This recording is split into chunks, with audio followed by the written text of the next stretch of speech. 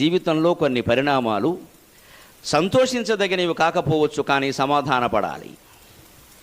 ఆనందించదగినవి కాకపోవచ్చు మిత్రమా, కానీ అర్థం చేసుకోవాలి. అందుకే జీవితం నవరస భరితం అన్నారు. ఉగాది నాడు మనం ఎంతో ఇష్టంగా చేసుకునే పచ్చడిలో కేవలం తీపి మాత్రమే లేదు, కారం ఉంది. కేవలం చేదు మాత్రమే లేదు, వగరు ఉంది. కేవలం ఉప్పు మాత్రమే లేదు, పులుపు ఉంది. విడిగా అయితే పులుపు మనం తినలేం, ఉప్పైనా భరిస్తాం. వగరైనా భరిస్తాం, చేదు మనం తినలేం. తీపి భరిస్తాం, కారం మనకి ఇష్టం ఉండదు. కానీ 6 కలిపి కొట్టరా కావేటి రంగా అన్నారు.